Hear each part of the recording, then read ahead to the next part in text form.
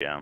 Yay! So Yeah. we're live and there's no delay, and that's fantastic. So we figured that out. Okay, so this is going to live on the YouTube page for RPN as our very first live. Unless we delete it. I don't mind. Listen, I don't mind not being perfect. The opportunity for growth is a little imperfection, right? So I'm okay that we learned how to do this together. I'm excited about Thursday. How about you all? Are you all excited? I'm very excited. Yes. I am. Yes. Absolutely. Yes. You all know that I spend my every day in my life pouring into people and creating opportunities for personal and professional growth as a coach. And so the opportunity to have this out loud, open door, forward thinking, transparent conversation with so many people that know us and care about us and that we know and care about is huge. Tell me a little bit, would a couple of you possibly tell me what you're hoping is discussed during this conversation and that might come out as a result of this conversation on YouTube live on Thursday at 5:00?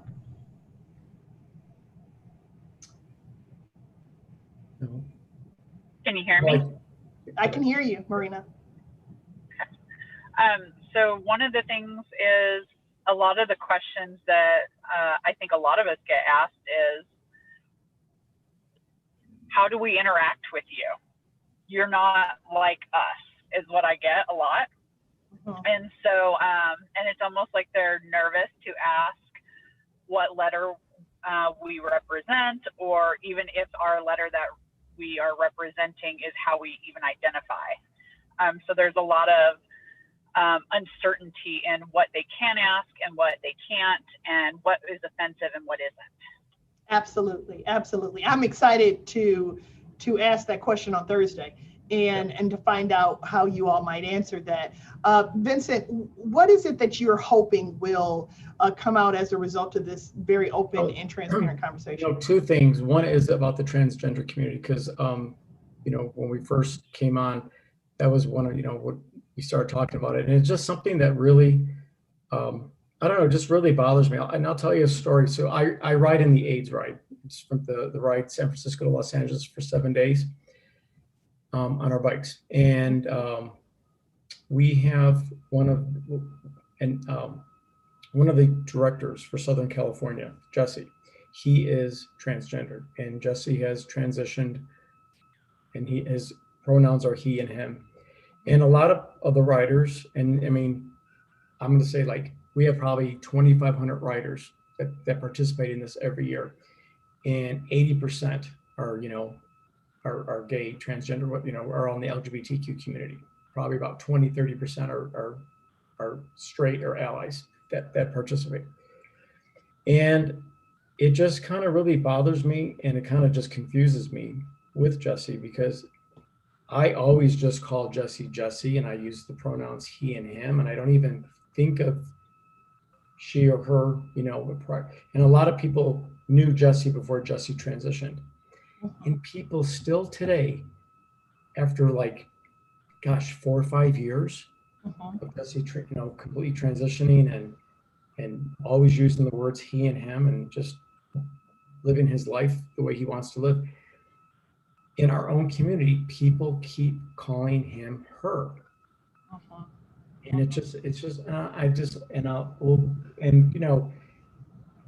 going to be really interesting to talk about that. You raised such an amazing, point. And people always say I don't get it, I don't understand it. And I'm like, well, it's the same as who you are, the letter that you've chosen. Right. It's really no different. Right. It's who we are. So Corey, I'm really glad that you're going to be, thank you for that, Vincent. I'm really glad that you're going to be with us on Thursday.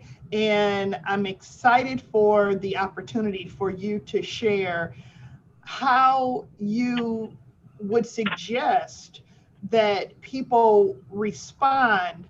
There's a part of me, that wants to go into this conversation right now. And I want you to know that it's taking everything I have not to jump right into this conversation right now. But I think that this is what this call is all about, is teaching people how to think so that we can have what we want to have.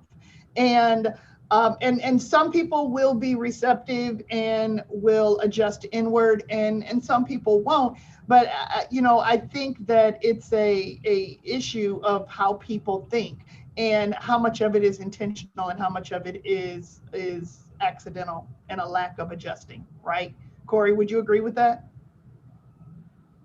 Oh yeah, absolutely. Especially if you have a personal connection with someone, pre-medical or even pre-social transition, and then going through the transition process. So there's a lot of layers involved for sure. Yeah, for sure. Rocky, I can't wait to talk more about it. Rocky, what is it? Is there anything that, as a Black male, in the LGBT plus community, is there anything that you would like to come out of the conversation, or something that you think and feel that you'd like to make sure that we share? Well, I think that I kind of visualize it. So you have your L here and you have your Q plus on this end.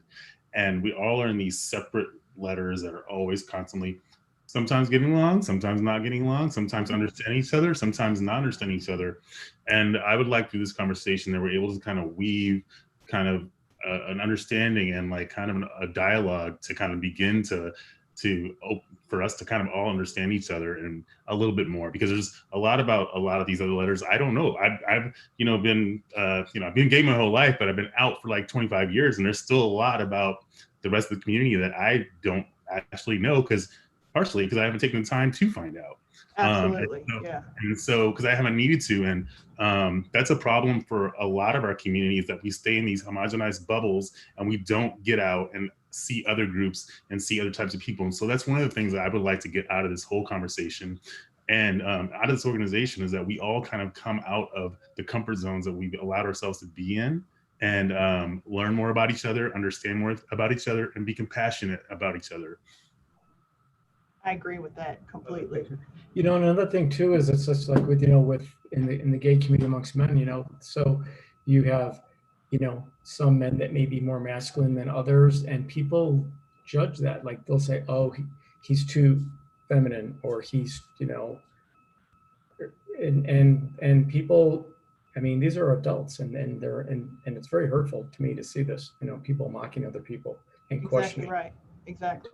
What I'll tell you is, this is so delicious right now, and I wish we could just keep going right now. But I think if anything, I don't know about you, but I'm more and more excited, genuinely, about the talk that we're going to have, because this feels like what it's becoming for me is 6 friends who are sitting on a couch together and having a conversation where we should all walk away feeling a little bit better. I have my own conversation that I want to add to this. My opinion on, the conversations about lipstick lesbians, and, and what you should look like within our community if you are married to a woman, and the penalty that we pay if we're not gold star lesbians. And, and so there's all of that exists, right? And it exists within our world. If I'm listening to this and I'm not within our world, I am extremely curious, and I definitely probably want to just jump on and listen. But if you are a part of our community and a part of our world, no different than what Rocky just said, there's so much that we just don't talk about with one another. And I see this as a tremendous opportunity to sit on the couch with 5 of my friends and talk about all the things that we need to talk about. So I'm excited. I can't wait for us to all be back together again on Thursday.